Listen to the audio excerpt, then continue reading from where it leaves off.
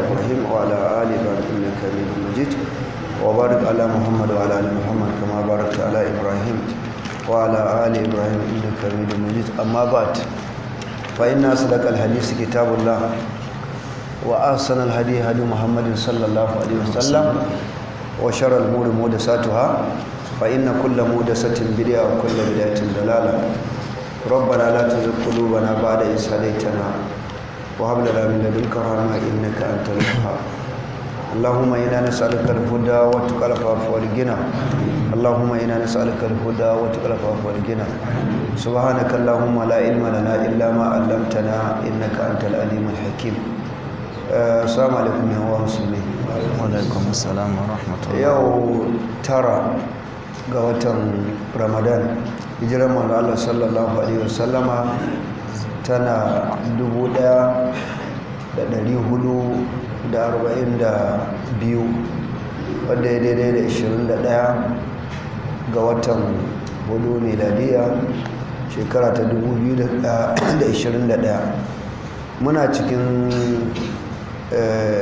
surat ma'ida ina jin mu tashi aya ko ta 50 ne tsakanin ta 50 ko ta 50 da daya ina jin ita za mu tashi 50 tofa nefa kenan 60 wasu suka ce 60 ko to yawo wato 62 60 da nawa 60 daidai ko to ga sun dauke wuta ma hidan ta da generator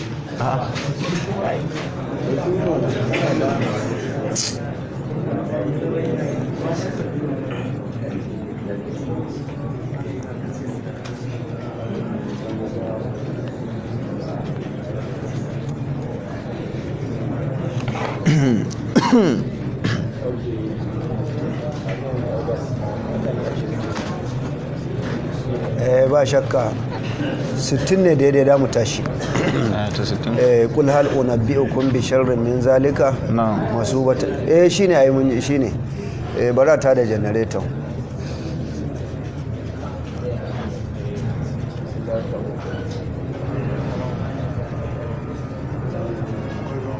yawwa to malam bismillah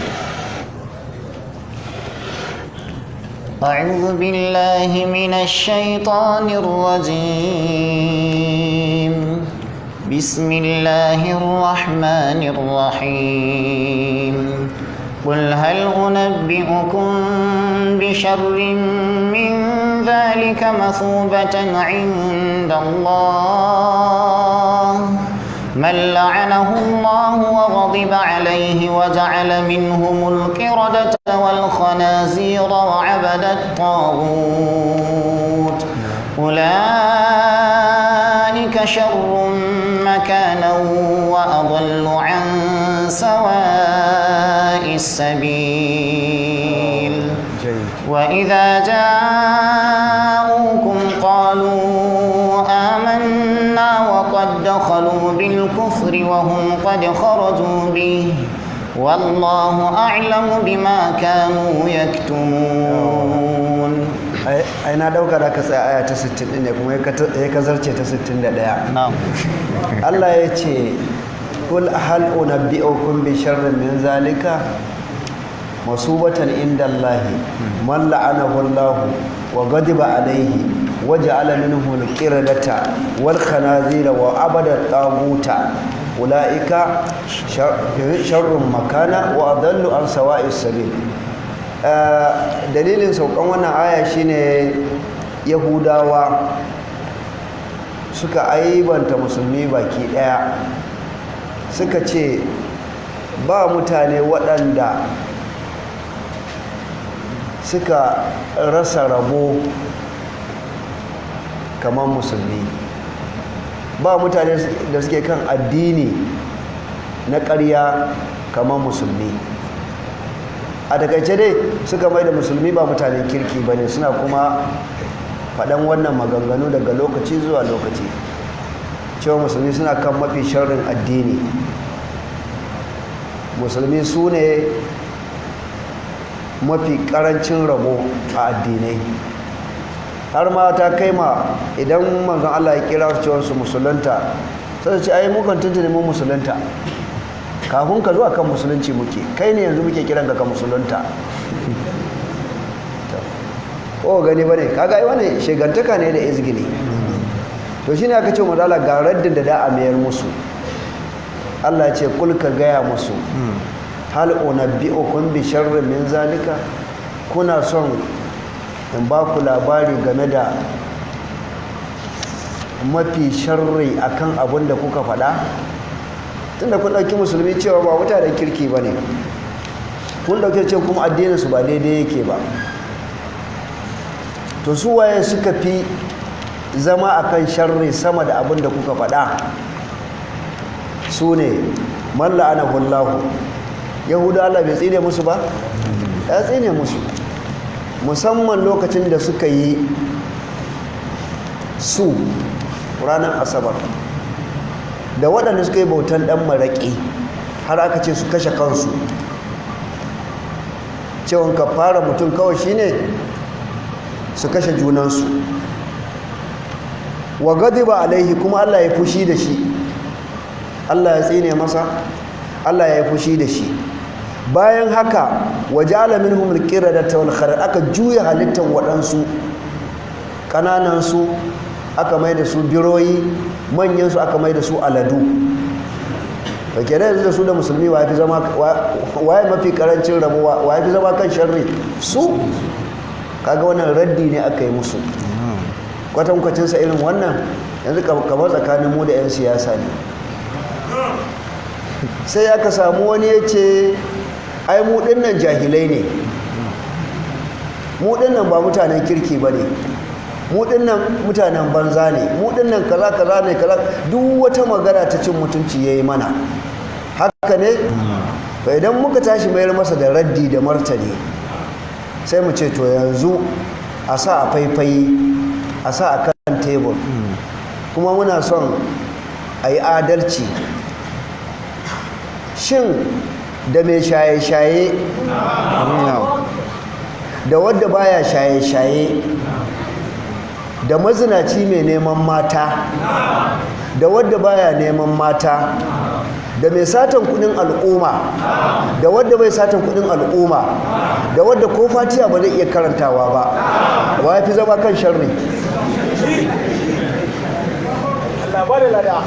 Wannan shine raddin da Allah madaukin sarki ya dauki nauyin mayar mai Yahudawa. Tunda kun ce musulmi ba mutanen kirki bane, masharranta ne, kaza kaza kaza ne. Sai Allah ya ce to wanda aka tsine masa kuma Allah ya fushi da shi, kuma aka yi masaku na halittarsu, yaransu aka mai da su biroyi, manyansu aka mai da su aladu, to da su da musulmi waye fi zama kan sharri? Kai bayan haka ma wa abada taguta, bautan gunki yake, bautan shedan, bautan dagutu, bautan shedan. Shi abinda ya imani da shi kunce tushe, ko ba haka bane? Ya imani da shi ma yana saba ma kunce tushe din, shine littafinsa. Mu kuma littafinmu da ya fi kowane littafi tsarki da daraja shine alkur'ani. Kullum idanmu yana kansa har yana hawaye. Allah waye fi zama kan sharri? Kai Allah ya ce ula'ika sharrun makana, ba shi kenan ba? Takurin kusa. Allah ya ce su ne mafiya zama position na sharri, duk wani sharri su ne suke tsaya kansa. Wa adallu an sawa'is sabil, su suka kowa bata. Yau bacacce ne wadda abincinsa haramu, abun shansa haramu, abun sawan jikinsa haramun, kai iyayensa ma da ya taso da haram suka ci da shi, kuma shi ne zai nuna mai karantarwa ya ce makarantarwa mai karantarwa ba mutumin kirki ba ne, shi ne mutumin kirki, ko saboda kawai an taɓa siyasarka, ko saboda an maka nasiha an faɗi abin da kawai ba kwaso. A sakamakon haka muka zama 'yan iska, muka zama bamu da mutunci, bamu da kaza, bamu da kaza. Alhali wannan abin da kuke dora mana na sharrin kuke zargin mu da shi, a shekarun baya da shi wasu suka zarge mu da shi, kuma suka haɗa mu da ku suka ci mutuncinmu, suka ce wannan maganganu ma da muka a shekarun baya mun yi ne don mu kare ku, mun yi ne don mu buɗe muku ƙofar shiga zama akan kujerar gwamnati. amma da ke alharbu duwanun wa tilkal ayyamu nudawiluha bainan nasi, to gashi yanzu kuma kun zo kun mana ma abinda su wadancan ba su mana ba, kun jefe mu ma da abinda su wadancan ma ba su jefe mu da su ba. to sai mu ce mun kai karan korin Allah, Allah ya kunci a tsakaninmu, ba shi kenan ba. wallahu ya kuma bainahum yawmal qiyamati fi ma kanu fihi yaktalifun. Allah zai kunci tsakaninmu, yawa zai rarrabe tsakanin mai gaskiya da marar gaskiya. Allah ya sauka, ci gaba. وإذا جاءوكم قالوا آمنا وقد دخلوا بالكفر وهم قد خرجوا به والله أعلم بما كانوا يكتمون. yawa wannan ana maganar munafukai ne tsantsa. kun san munafurci ya kasu kashi biyu, akwai nifaqun amali, akwai nifaqun i'tiqadi. Nifaqul amali la yakhruju min al-milla, walakin nifaqal i'tiqadi yukhriju sahibahu an al-milla ko min al-milla. munafurci kashi biyu ne, akwai da yake kai mutum kafiri ko ma kafirci ne kawai, akwai munafurcin da ba kafirci bane, sabo ne, kabiratun min al-kaba'ir, kaba'irudh dhunubi ne, shine ake ce masa i'tiqadun amali. amma ɗaya munafurcin kafirci ne. wanne ne kafirci wanne ne ba kafirci ba? shine amali. shine malala yace alamatul munafiq thalath: idza haddasa khadhaba, wa idza wa'ada akhlafa, wa idza tumina khana. manzala ce alamar munafiki kashi uku ne. in yayi magana, duk magana da sai yayi ƙarya a cikinta, duk magana da zai yi sai yayi ƙarya, wato shi makaryaci ne. na biyu, in aka bashi amanan dukiyar al'umma ko wani abu sai ya ci. amana ba ta wucewa ta gabansa, sai ya taɓa ta. na uku, alamarsa shine in an amince masa ya ci amana yayi yaudara, wa iza tumina khana, sai ya yi ha'inci. to waɗannan ayyuka manyan laifi ne. ba za a ce idan mutum ya yi magana ya yi ƙarya ce masa kafiri ba, ko ya alƙawari ya saba ce masa kafiri ba, ko an ba shi amana ya ci a ce masa kafiri ba, amma ya yi babban laifi. nifaqul amali kenan. to sai nifaqul itiqadi, wanda shine yuntiqu bil islam wa yubtinu al kufra fi qalbihi. ya furta baki shi musulmi ne, amma a zuciyarsa bai da musulunci ba, shi kafirci ne. idza ja'aka al munafiquna qalu nashhadu innaka la rasulullah wallahu ya'lamu innaka la rasuluhu wallahu yashhadu innal munafiqina lakadibun. in sun zo wajen manzon Allah su ce sun musulunta, sun yi imani, alhali zuciyarsu ba ta yadda da abin da bakinsu ya faɗa ba, sun boye kafirci. wannan shine nifaqul i'tiqadi. wannan ayan kuma shi take nufi anan, waɗannan munafukai. wa idza ja'uka, idan waɗannan munafukai sun zo wurin ka kai manzon Allah, kalu suka ce amanna, mun yi imani. amma fa amanu ne menene? bi afwahihim, sun yi imani da bakinsu, amma walam tu'min qulubuhum, zuciyarsu bata imani ba. kuma imani shine ma waqara fil qalbi wa saddaqahu, ko kuma wa saddaqatu al jawarih, shine abin da ya tabbata kai yadda da shi a zuciyanka, gabanka kuma suka tabbatar ka kama aikin musulunci, irin su sallah, irin su azumi, irin su zakka, su haji. qalu amanna, sukan ce wa manzo Allah sun yi imani da shi, amma ina wa qad dakhalu bil kufri wa hum qad kharaju bihi. sun shigo wurinka a kafirai, sun bar wurinka ma a kafirai. sun shiga a kafiransu, sun fita a kafiransu. to lokacin da suka shigo suka ce sun yi imani, sun yi imanin kaga suna nan a kafiransu. lokacin kuma da suka bar wurinka dama a kafiranci sun fita. ya shiga kafiri, ya fita kafiri. san ma kal wallahu a'lamu bima kanu yaktumun. Allah ya san abin da suke koyewa a zukatansu na munafurci na kafurci. Saboda duk wani munafiki ya sani Allah ya san zuciyarsa, ya san abin da yake yi. In imaninsa na gaskiya ne Allah ya sani, idan imaninsa na ƙarya ne Allah ya sani. La yakhfa alaihi shay'un fil ardi wala fis sama. Ba abin da yake buya ma Allah ko a sama ko a ƙasa ko a rami ko a ina ne, Allah ya sani. Saboda nan munafukai sun yi asara, sun ɓoye kafurci, sun bayyana musulunci don su kare dukiyarsu kar a kwata a matsayin ta kafirai ganima, sun kare jininsu don kar a kashe su, tunda malala ce umirtu an uqatilan nasa hatta shahadu an la ilaha illallah, ta kuma sun faɗa, kaga don su kare mai kenan jininsu. Allah ya sauka. وترى كثيرا منهم يسارعون في الإثم والعدوان وأكلهم السحت لبئس ما كانوا يعملون. Allah ya ce wa tara kathiran minhum yusari'una fil ismi wal udwan wa akalihimus suhuta labisa ma kanu ya'malun.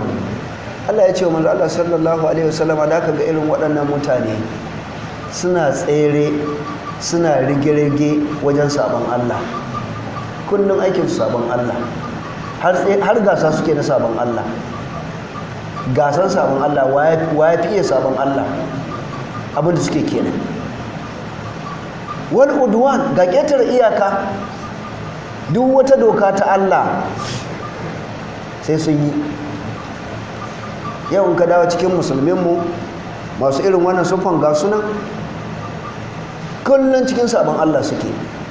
In sun yi taro sai an yi kaɗe-kaɗe, in an busa taken Najeriya sai sun miƙe magunki, ko ba haka bane? In gemu ya fito musu su aske, in sun ga mai gemu su masa izgili, ko ba haka suke bane? In sun ga mai hijabi su dauke ta ba kauyiya, ko ba haka bane?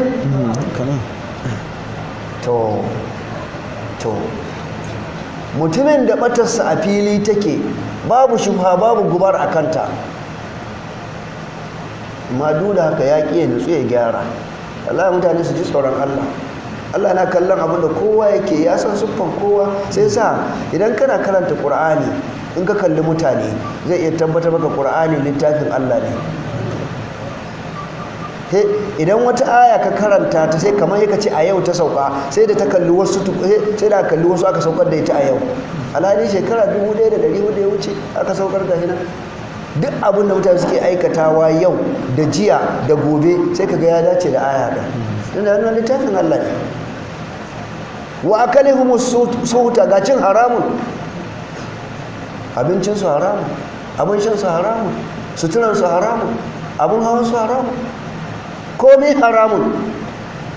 Allah ce kai da bisa ma kanu ya amalu, tar da ayyukan waɗannan mutane, tar da aikinsu, komai haramun, komai sabon Allah. Allah ka tsare mu daga sabonka. Amin. لولا ينهاهم الربانيون والأحبار عن قولهم الإثم وأكلهم السحت لبئس ما كانوا يصنعون. الله أكبر، الله أكبر. wannan aya ta 63 wallahi ta dace da halin da muke ciki a yanzu nan, da halin da malamai suke ciki. Kun san malamai kashi biyu ne, akwai rabbaniyuna ga sunan, akwai kuma ulama usu'i ga sunan. Allah ya kawo su. Rabbaniyuna su ne malaman Allah, in sun gan saba ma Allah sukan yi magana, ba sa shiru. In sun ga an ci haramun sukan yi magana, in sun ga an keta wata dokan Allah sukan yi magana.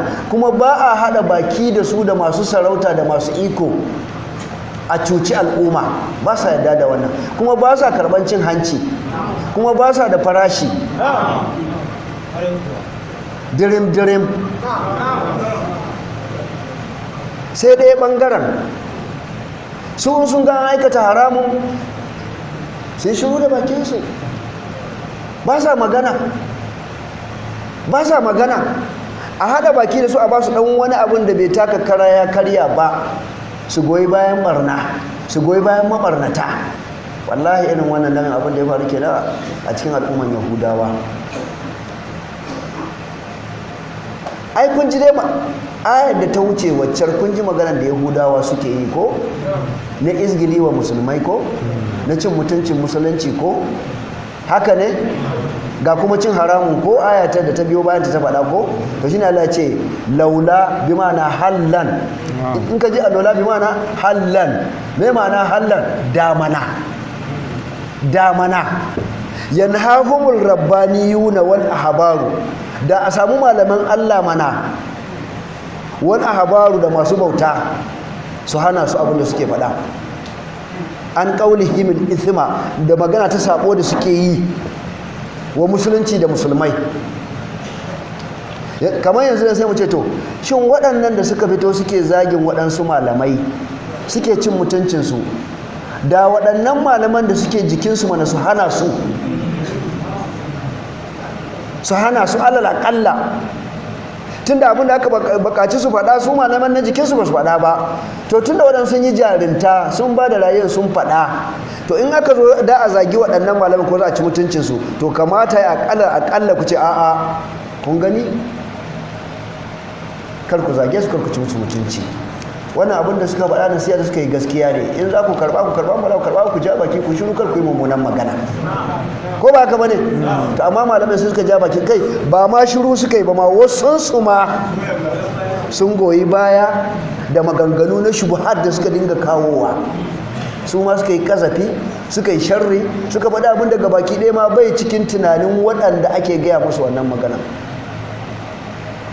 me bai cikin maganar tunaninsu idan wata gwamnati mai ci ta yi wani barna ko ta yi taɓargara ko ta yi ba daidai ba idan aka gaya musu gaskiya aka yi musu zai ce takara kuke nema in takara ne ku fito mu buga ko ba ka suke faɗa ba da ala akwai cikin a tunanin akwai maganar fitowa takara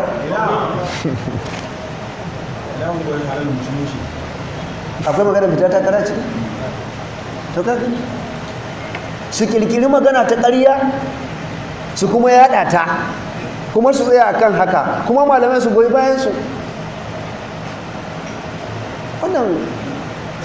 wannan rashin adalci kuma in fitowar takarar nema a dokan ƙasan haramun ne laifi ne in laifi ne kuka fito waye muku wanka Allah ya kuji tsoron Allah waɗannan abubuwan da kuke na rashin adalci za ku shiga hannun Allah fa wallahi za ku shiga hannun Allah wallahi mu zuciyar mu very clean a tsarkake take muna yi don Allah ne in wani ya dauka ya kai wani abu can daban a siyasa ne a takara suke so a zuwa goyon bayan waye ko kuka sani mu dai wallahi tallahi ba wani dan siyasan da ya sai amfani da mu ko musulmi ko ba musulmi ba wallahi ba wanda ya sai amfani da mu don cimma burinsa ko cimma manufarsa mukan yi abu ne iya kan fahimtar mu in fahimtar mu ta gaza ko ta kore kuma shi mu tsaya a nan yawa amma wani shirce-shirce a wane ne yake daukar nauyinsu a suna goyon bawa ne suna goyon bayan wane su ma waɗancan ɗin haka suka faɗa ko ba haka suka faɗa ba a ma yuqalu laka illa ma qad qila lirrusuli min qablika ita ce matsala manzala lokacin da ya zo da musulunci a makka ba irin maganganu na sharri na makirci da ba faɗa masa ba a faɗi wani abu da bai cikin tunaninsa bai cikin manufansa ba da shi ma aka aiko shi ba su ɗiba su yaɓa masa har ran manzo Allah yana ɓaci sai Allah ya ce masa a'a ka yi haƙuri duk abin da waɗannan mushrikai kafirai da su gaya maka an gaya wa manzannin da suka wuce shekaru aru an gaya musu ba wani abu da su faɗa sabo ba ce dama can an faɗa sai sa masu ma fasikan wannan zamanin duk abin da za su faɗa fasikan yau fasikan jiya sun faɗa, duk abin da 'yan siyasan yau za su faɗa mana 'yan siyasan jiya sun faɗa, duk abin da wanda suke kan mulkin yau suka gaya mana wanda suke mulki na jiya sun faɗa. To me sabo a ciki? To in haka ne me ya kamata mu yi? isbir wa ma saburka illa billah. Kai hakuri, za ka yi hakuri ne don Allah. Kullum ni ku nake bai mu hakuri saboda ba ku san dawar garin ba yawancin ku, amma ni na san dawar garin, wallahi na san dawar garin. Ba wata magana ta su faɗa ta ɓata min rai ko ta hana ni karantar wannan, babu ita a duniya ne ban ganta ba.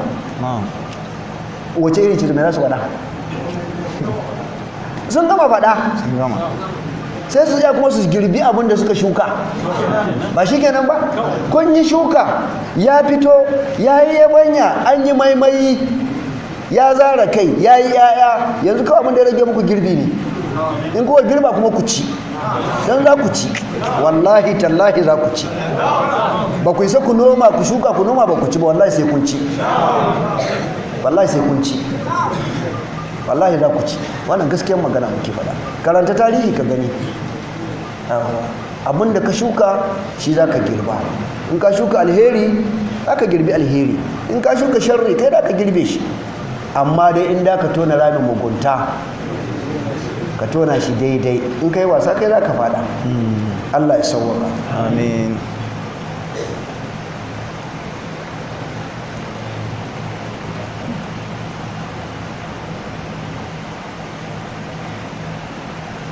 Na ɗan danna abin nan ɗin da hannuna lokacin da nake bayani. Allah ya ce laula yanhahumur rabbaniyuna wal ahbar. Wanda kace ar-rabbaniyuna sune malaman su, malaman Yahudawa, wa ahbar kuma malaman Kirista.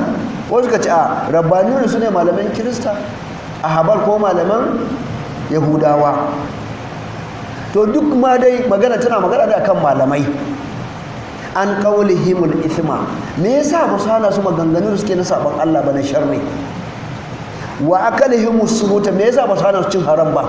Su ce ranka ya dade kaza da kaza ba haramun ne, kaza da kaza haramun ne, a daina ci, a daina tabawa. Me Allah ya ce me yasa ba su yaka ba?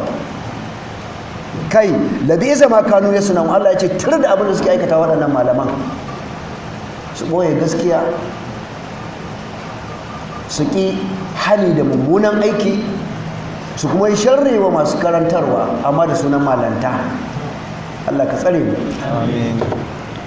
وقالت اليهود يد الله مغلولة غلت أيديهم ولعنوا بما قالوا بل يداه مبسوطتان ينفق كيف يشاء وليزيدن كثيرا منهم ما أنزل إليك من ربك طغيانا وكفرا وألقينا بينهم العداوة والبغضاء إلى يوم القيامة كلما أوقدوا نارا للحرب أطفأها الله ويسعون في الأرض فسادا والله لا يحب المفسدين.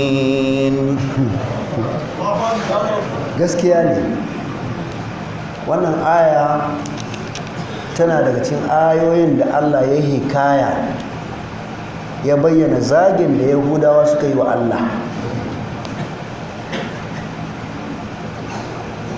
Wato takabburanci da girman kai hatta kai ma mutum ya zagi mahaliccinsa Allah ya zagi Allah. Inna lillahi wa inna ilaihi raji'un. Dagawa, nuna isa, har mutum ya zagi mahaliccinsa shine Allah. Allah sauka. Amin. Hakil kufur laisa bi kafir, in ji malamai, ka'ida ce. Me ma'ana hakil kufur laisa bi kafir? idan wani kalma ta kafurci ko yi magana ta kafurci sai kai ka maimaita ta akan kana naretin ne, kana hikawowa ne daga wurinsa, bi mana kana faɗan abin da ya faɗa don a ji ko don a gane, ba za ka zama kafiri ba, ba za ka zama kafiri ba. sai sa na ɗanyi wani tsokaci akan maganan wani malami da ya a Kano, akan maganan muƙabala da Abdul Jabbar. Shi malamin abin da ya fito yake cewa yanzu da a sake zama da Abdul Jabbar ne mu maimaita abin da ya faɗa na zagin manzon Allah, na cin mutuncin manzon Allah, wannan kalmomin shine za mu maimaita a wurin muƙabala. Sakamakon ya ce in wannan ne ni na gaba ba bukata yi wannan muƙabala. To a lokacin da na tayi tsokaci akan magana sai na ce a'a, idan ma itin za a maimaita, za a nanata malamai su faɗi abin da ya faɗa don a masa tambaya, ai ba laifi ba ne, domin haƙin kufur laisa bi kafir. don wani ya faɗi kalma ta kafirci kai ka faɗe ta don a gane shi ya faɗa, ba za ka zama kafiri ba laifi ya kawai. wannan kalmomi da ya dangana wa manzon Allah sallallahu alaihi wasallam kowa ya ji su, an ji su. to dan yanzu ni na maimaita su na faɗa, ina hikayen ce shi ya faɗa, sai zanto ina da laifi? sai in na yarda da su akan na faɗa ne, ina bakin ɗinsa, ina goyon bayansa, ta wannan shine laifi. amma ni ba yarda da kalmomin da ya faɗa ba ma, hasali ma ina ƙin su, ina kalubalantar su, ina abin da yasa na ambace su. to wannan abin da Yahuda suka faɗa na zagin Allah na shi da kansa ne fa Allah ya maimaita ya faɗa. kaga Allah yana hikaya ne daga wajen wane ne? Yahudawa. ya mana naretin din abin da su suka faɗa da bakinsu, ko ba haka bane?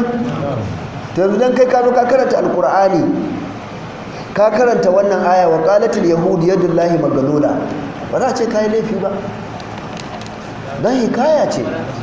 lada ma da ka samu, lada ma da ka samu. Allah ce wa qalatil yahudu yadullahi maghlulatu, yahuda suka ce Allah marowaci ne, Allah marowaci ne,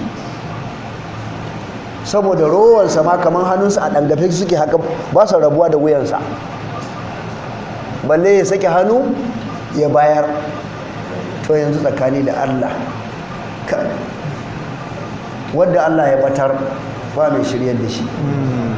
oxygen iskan da kake shaƙa kake rayuwa da ita, wadda in babu ita ba rayuwa, ko a cikin rami ko a sama ko a ƙasa, ko kana cikin jirgin sama kana buƙatar oxygen. waye ya kawo ta? Allah. ruwan da kake sha wadda in babu shi babu rayuwa, ko a sama ko a ƙasa kake, waye saukar da shi, waye fito da shi? Allah. abincin da kake ci wadda in babu shi babu rayuwa, ko a sama ko a ƙasa ko a rami, waye kawo shi? amma duk wanda ya maka wannan ka ce masa marowaci? yau ko dan adam ya baka wannan abubuwan nan zaka ce masa marowaci? balle Allah? to lalle kafiri ne, kafiri ne. wa qalatil yahudu yadullahi maghlula, to kaji Allah nan take sai mai musu martani, yace gullat aidihim, su ne marowata, su ne kuma hannunsu yake da ƙuƙuni. wa lu'inu bima qalu, sakamakon wannan magana ta su Allah ya ce an tsine musu albarka. zagin Allah da suka yi, bakar magana suka ga Allah, an tsine musu albarka, an tsine musu. Allah ya ce bal yadahu mabsutatani yunfiqu kayfa yasha. Allah ya ce a ƙarya suke, hannun Allah a sake suke, ya bayar nan ya bayar nan ya bayar nan ya bayar nan, yana azurta wanda ya so, yana ciyar da wanda ya so.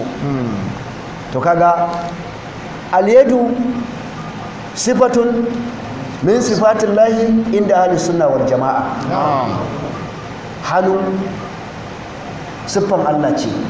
Allah yana da hannu. Me yasa muka ce yana da hannu? Shi ya faɗa. Yaya hannun yake ba mu sani ba, ba gaya mana ba, amma mun yi imani yana da hannu tun da ya ce yana da shi. Wannan ita ce aqida da sunna. In wani ash'ariyun ko mu'taziliyun ko sufiyun ko shi'iyun mutashayyi mai aqidan mu'tazilanci ko aqidan sufanci ko aqidan shi'anci ko aqidan ash'ariranci yace Allah bai da hannu, in aka ce Allah yana da hannu kamar an kamanta shi da wani, sai mu ce kamar ka to waye kamanta Allah da wani, waye kamanta shi? Shi da yace yana da hannu shi ne ya kamanta kansa. In yace mana a to tun da an ce Allah yana da hannu, mutum ma yana da hannu kenan, ai ɗaya ne kenan, sai mu ce masa kai mahaukaci ne kuma kai gabiyun ne. Al-musammayat la tufrid al-musawayat, kaida ne mana suke tafiya.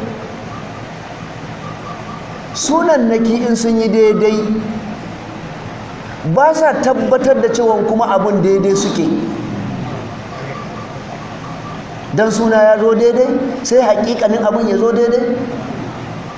Sauro yana da kafa, giwa tana da kafa, da kafan giwa da kafan sauro daidai suke. Jimina tana da fuka-fiki, sauro yana da fuka-fiki, daidai suke, amma da sunan su fuka-fiki. Ko baka gane ba ne? To idan tsakanin halittu suna ya zo ɗaya amma hakika bata zo ɗaya ba, to ai min babi aula a ce mahalicinmu Allah ya zanto hakikaninsa ba siffan hakikanin siffarsa ba dai take da siffan mutum ba, kuma da bai dangana ma kansa ba. hal ata alal insani hinun min ad-dahri lam yakun shay'an mazkura inna khalaqna al-insana min nutfatin amshajin nabtalihi faj'alnahu sami'an basira. To ya kenan? Allah ce wani lokaci ya zo ma dan adam lokacin da babu kai, babu sunanka, ba ma halice ka ba, kowa ya wuce wannan. yanzu ka dubi dan shekara 20 shekara 30 da kuka da ya wuce babu shi, babu sunansa, iyayensa ma ba san dai zo ba, shi ma bai san dai zo ba. Allah ya faɗi yadda aka halicci mutum daga dugon mani, ƙarshe sai Allah ya ce fajalnahu sami'an basir, aka samu mai ji ne mai gani ne, sami'an basira. To Allah da ya zo kansa ya ce laisa ka mislihi shay'un wa huwa as-sami'ul basir. Bayan Allah sai da ya kore misliya, ya ce babu mai kama da shi, amma mai ji ne mai gani ne shi da kansa. Ya kira mutum mai ji mai gani, ya kira kansa mai ji mai gani ne. To yaya kenan? Amma jin Allah ba irin jin mu bane, ganin Allah ba irin ganin mu bane. Ni yanzu abin da ya nisa kilo guda ko rabin kilo ko mai bana ji, abin da ya nisa ya bar masallacin nan bana gani. Haka Allah yake? To ina ne misliya ne, ina ne tashabuhu, ina ne aka kama da Allah? Har siffan da Allah ya tabbatar ku kuke korewa dan zindiƙanci. Sai sa aqida ahlus sunna ita ce aqida ta tabbatar ma Allah abin da ya tabbatar ba dade ba ƙari. Allah yana da idanu. Me yasa muka ce yana da idanu? Ya faɗa a Qur'ani yana da shi, amma ya idon sa yake ba mu sani ba, ba gaya mana kuma da tambaye mu ba. Allah yana da kafa, shi ya faɗa a hadisin annabi. Mun yi imani Allah yana da kafa, yana da digadigai. Ya kafan Allah take da girmanta da tsawonta da ba mu sani ba, da ana so mu sani da an gaya mana, ko ba haka bane? Allah yana da rai, ta'lamu ma fi nafsi wala a'lamu ma fi nafsika. Wannan waye faɗi wannan? Nabi Isa. Dama sai sa suna suke cewa a siffanta Allah da abin da ya siffanta kansa da shi, da kuma abin da manzanninsa suka siffanta shi bisa haƙiƙa, don su suka san shi, ana musu wahayi. Amma mutum zai zo da son zuciya da ƙungiyanci da ɗariƙanci da zindiƙanci sai ya kore ma Allah siffansa. Ba a nan ne muka yi muƙabala da ɗan gidan shehin garin nan ba ne? A nan gurin yana ƙoƙarin kore siffofin Allah amma ƙarshe da mukabar sai da ya tabbatar da su ko ba haka bane wanda yanzu ma ya mutu ya da yana kabari bayan mukabar ma ina jin bayan shekara bai accident din mutu a nan yake ta ai gaban ku aka yi cikin jama'a gaban nan yana kokarin dawo da shi kan hanya yana shiga daji wai ai alyadu jarihatun ai hannu gaba ne in ka dangana ma Allah jariha in ka dangana ma Allah gaba ka kamanta shi da mutum kenan to cewa ma da kace in na dangana ma Allah hannu ai kai zalunci ka zalunce mu ne muka dangana masa mu ne muka ce Allah yana da hannu mun gan shi mun ga siffarsa yaya abinda baka gani ba da ka dangana masa wata siffa ba mu gan shi ba shi da kansa da ya san kansa shi ya faɗa ma mana aka an tasjuda lima khalaqtu bi yadayya haka ba Allah ya ga iblis shedan yace me ya hana ka kai sujjada kai gaisuwa wa wanda na halice shi da hannuna inji Allah Allah ya dangana maka kansa hannu ba mu bane yadullahi fawqa aydihim shi Allah ya dangana maka kansa tajri bi ayunina jaza'an liman kana kufur menene liman kana kufur Allah ce jirgin annabi Nuhu yana tafiya a idanunmu muna gani sakamako ne ga wanda aka kamurce masa shine annabi Nuhu aka tsira daga to yake ce mu muka nasarta mu Allah idanu me hannunmu a ciki Allah ya sauka amin Allah ya sauka aka hannu siffan Allah ne dukkan ahlus sunna sun yadda Allah yana da hannu amma ba sa faɗan kaifiya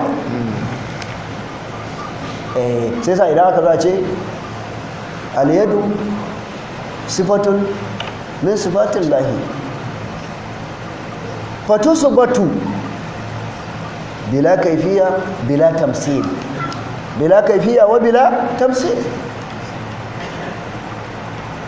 gullat aidi to dubi yanzu da suka ce qalatul yahudi yadullahi magalula suka dangana ba hannu wurin suka dangana ma Allah hannu suka ce yadullahi Allah ya kore cewa yana da hannu bai kore ba ya tabbatar inda baya son a dangana masa hannu da ya kore amma da ya tashi mai da martani mai mayar musu ce da suka ce masa marowaci ne Allah ya ce su ne marowata hannunsu ne take da rowa hannunsu shi mai da rowa je ce ma bali ya dahu sai ya tabbatar da ma hannun nawa ne biyu ne ma ba ɗaya ba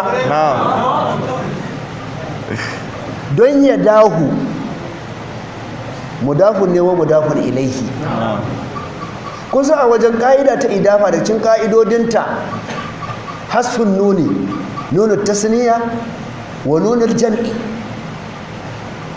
da nunin mukhataba in za ka yi idafa sai ka shafe nunu ɗin in a jam'i ne a tasniya ne shi kuma alif yakan zo fi halatin raf'i ne in a musanna ne in kuma fi halatin nasbi ne wal jarri sai fa yakunu biliya sai a ce yadaihi fi halatin jarri yadahu fi halatin rafi to nan tunda fi halatin rafi ne sai ce bal yadahu hannayensa guda biyu mabsutata ne aka kawo sufa annatu wal man'ut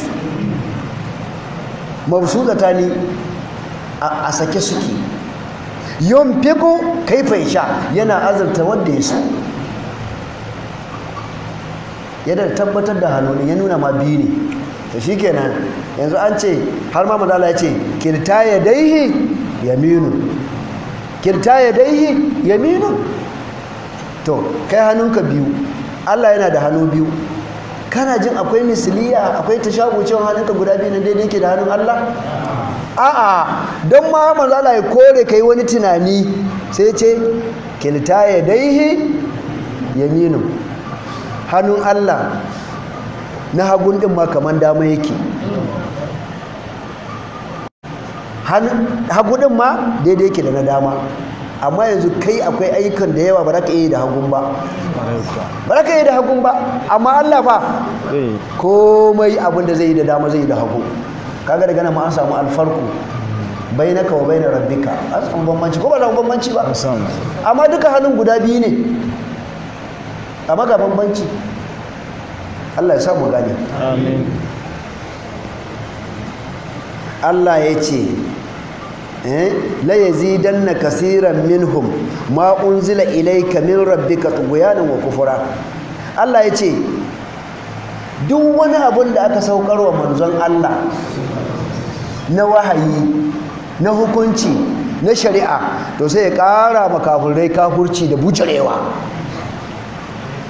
Duk wani wanda nasihar da aka yi musu, duk wani wanda da aka yi musu yana ƙara musu fajirci ne, su yi maganar da jiya ba su yi ta ba, wala kai buda suka dinga yi kenan. Duk wani aya da ta sauka maimakon ta ƙara musu imani su dawo kan hanya, sai ta ƙara musu kafurci, ta ƙara musu jinkahi ne ɗuguyana, ta ƙara musu. To Allah mai iyawa, ba sun kafurce wa musulunci ba, suna ƙara kafurci, suna izgili wa musulunci. Allah ya basu a suye su sai Allah ya sanya gaba a tsakaninsu da ƙiyayya. Wancan ya yi baiti ya zagi wannan tsohon,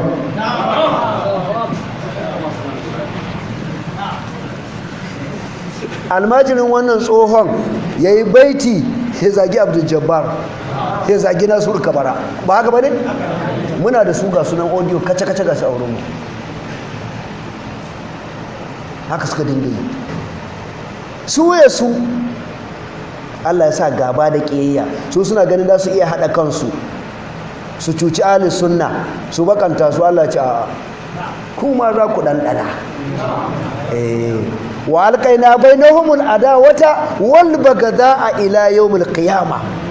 Allah ce ya sanya gaba da ƙiyayya tsakanin su ya su, within themselves, tsakanin su ya su. Kuma wannan gaba da ƙiyayya ba za ta yanke ba har tashin kiyama. Awa, ba za ta yanke ba, ba za ta yanke ba. Su ma su ɗanɗana, wancan ya ci mutuncin wancan, wancan ya ci mutuncin wancan, wancan ya kaza, wancan aka zo a tsakaninsu. Amma common enemy a wurinsu shine musulunci da manzon Allah, shine common enemy. Sai a yi haɗaka don a ruguza shi, a yi haɗaka don a kau da shi, amma tsakaninsu ma gaba ne. Wa qalatil yahudu laysatil nasara ala shay'in, wa qalatil nasara laysatil yahudu ala shay'in wa hum yatluna alkitab. Kirista suka ce ba yahuda ko yan iska ne, yahuda suka ce kuma yan iska ne, kuma dukkansu ba kowa na karanta littafi din. To sai yaya? Da kun zagi musulmi, kun haɗa kai kun ce musulmi yan iska ne, kun haɗa kai. To gashi yanzu ku ya ku kowa na ce ba kowa dan iska. To lalle ko da samu ko dukansu, ko ba haka bane? A ko yanzu malaman da suke koram ake dan ba su wani abu,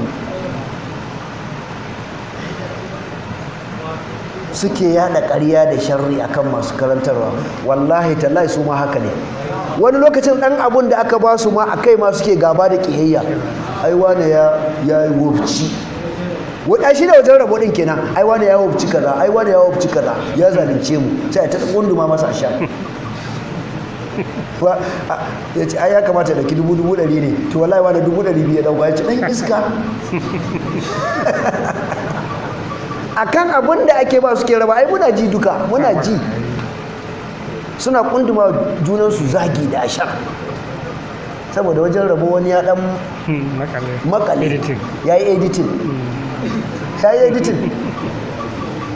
Allah ya sauwa. To abin da Allah ya yi wa Yahudawa kenan, su haɗa kai su zagi musulunci, su haɗa kai su zagi manzon Allah. Sun samu common enemy, sai Allah su ma tura gaba da ƙiyayya tsakaninsu. gaba da kiyayya. Allah ya ce ila yawmul qiyama har tashin kiyama wannan gaba da kiyayya Allah ba zai cire ta ba tsakanin su ba.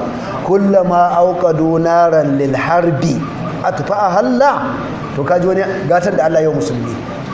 Allah ce duk lokacin da suka taru suka kokarin kunna wuta ta sharri ta makirci sai Allah ya bushe ta. Ya Allah mu ma duk waɗanda suka taru ko a ofis ko a gidan wani suka kunna wuta ta sharri a kanmu, Allah ka rufe ta, Allah ka kashe ta. Wallahi gatan da Allah yau manzon Allah kenan da sahabbansa. Duk lokacin da Yahuda suka taru suka yi mitin a dangana manzon Allah ta'addanci ko wani sharri sai Allah ya kashe wutan, sai Allah ya kashe ta ta kici balle ta kama manzon Allah. Ya Allah duk wanda ya kunna mana wata wuta ta makirci ta sharri, Allah kashe mana wutan. Muna barci kashe mana ita, kuma kai mai iya kashewa ne.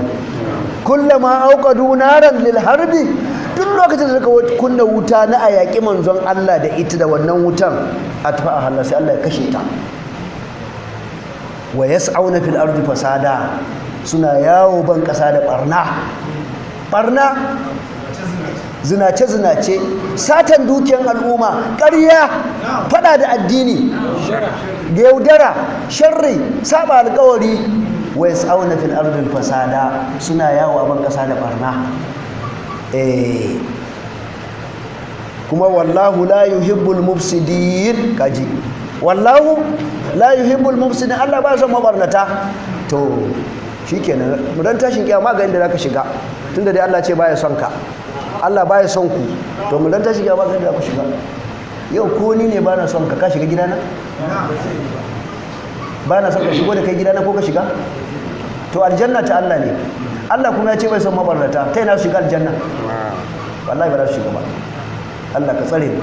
Mun kwana akan wannan aya ta 64, sai ku rike mana gobe insha Allah da mu tashi aya ta 65. An gane? Tayi bismillah. Amin. Assalamu alaikum. Wani ya tambaya wai waye ne mujaddadi, wanda ya sifofinsa. Manzala ya ce duk bayan shekara 100 Allah yana tada da mujaddadi wanda ya jaddada addini. Duk bayan shekara 100, duk bayan shekara 100 Allah kan tada mujaddadi. Mujaddadi siffarsa shine abubuwan da aka kashe su ko aka bata su ko aka gayyara su na sunnoni na shari'a na addini, in yazo sai menene ya sake dawo da su, ya kade musu kura, ya karantar da su, ya dora mutane a kai. An gane wannan? Sunnonin da aka manta da su, aka bar su cikin littafi, aka kaurace musu, idan mujaddadi ya zo sai karanto su, ya yi kokarin mai da mutane a kansu. Wannan shine ake ce masa menene mujaddadi. Abin da Shehu Dan Hodiyo kenan yake kiransa Shehu Dan Hodiyo, Usman bin Fodi mujaddid. Shi da ake kira Abdul Wahhab. Sun zo sun samu garuruwan su, kasar su. Yan bidiya sun mamaye, ba wai ba musulmi bane, musulmi ne ba. Can Saudi Arabia lokacin da Muhammad Abdullahi ya yi tajdidi na addini, ya zama reformer. Ba wai kafirai ba, suna sallah. Amma addinin an gurbata shi. An manta da sunna. Hayaniyan malamai, hayaniyan yan bidiya su ne, kamar da sahabin manzo Allah Abdullah Mas'ud yake cewa wa wasu tabi'i yake ce musu, yaya da ku samu kanku, yaya za ku kasance in rayuwanku ta yi tsanani, ta yi nisa, lokacin da aka mai da sunna ita ce bid'a, aka mai da bid'a ita ce sunna? Wani hali da ku kasance kamar halin da muke cikin zuwa nan? In kai sunna a zage ka, yau bid'a ita ce sunna. Ba ku gani yadda ake ci koya wajen maulidi? Ko ba gani ne? Da mata da maza da waye a cika gari, a yi wata guda ana yi, wata biyu ana yi, wata uku ana yi, da ma taransa, da ma raka shi watannin. Amma ran sallan idi sunna da talayya da komai, in an dawo cikin kwana kaɗan an manta, yake nan sai baɗi. sai baɗi. Amma ga duba yadda shedan ya daure ma bid'a gindi ake rura ta, sai sun yawo anguwa ma sun hana mutane barci, ko ba ka suke yi bane da sunan maulidi. In ka tambaye su haka manzon Allah yayi, sai da su zare maka idanu. Haka sahabbai suka yi da zare idanu, ba su kawo wurin ba. Haka tabi sai ba su kawo wurin, ko da kashe su kuwa. Ka ce mun kawo mun hadisi ko mai rauni da wani sahabi ya taba taro a wata anguwa wai don tunawa da aihuwar manzon Allah, kawo gurin in kana kaunan Allah, kawo gurin. Ba zai iya ba. Ko shugabansu ra'asul jarima din ba zai iya ba. Ba zai iya ba. Ba zai iya ba. Bidiyoyi ne kawai ga sunan. To a irin wannan yanayi ne aka samu mujaddadi ko ba lalle wai a nahiya mutum ɗaya ba, za a iya samu gari ƙasa. Akwai mujaddadai suka yi zamani a ɗaya, kusan shi dan godiyo kusan tare suka yi da Muhammad ibn Abdul Wahhab, illa iya kawance yana jaziratul arab ne, yana kuma Afirka ta yamma da Madina Sudan da Madina Sudan lokaci da al-Mahdi Sudan ga suna duk kusan lokaci ɗaya ne. Saboda hakan nan jaddadi shine wanda ke jaddada sunna, ya jaddada shari'a, ya jaddada musulunci, ya kore masa ƙurar da aka zuba masa, ya kore bidiyoyin da aka shigo ciki, kuma la ya khafu laumata la'im. Siffarsa bai tsoron zargin mai zargi, bai tsoron duka, bai tsoron kisa, bai tsoron komai, tunda ya san hanyar da ya kama shi ma ya sani. Ai hanya ce mai hatsari, karanta tarihi mana.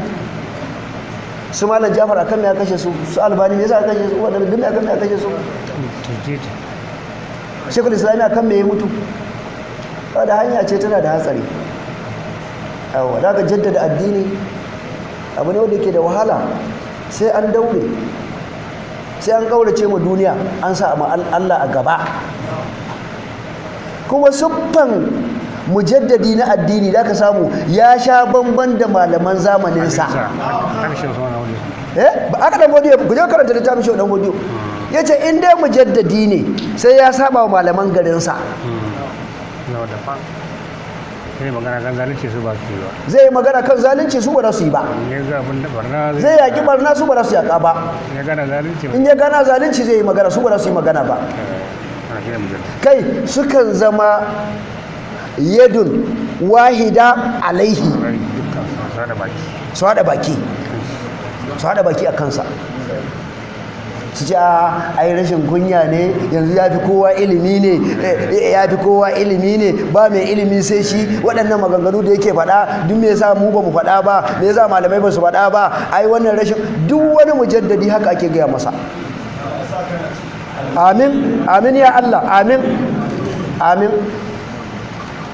Ka karanta ne duk kowane mujaddadi maganar ɗaya ce, babu ja babu abin nan. Su ba za su faɗa ba sa so kuma a faɗa. Sun zama mugun dutse. Shaudan wani ya ce mugun malami a gari wanda ke faɗa da mujaddadi, ya ce kamar dutse ne a bakin ruwa, a kwari ga ruwa, ga katon dutse ya zo ya tare shi, ba zai sha ba zai bar harshen su sha ba.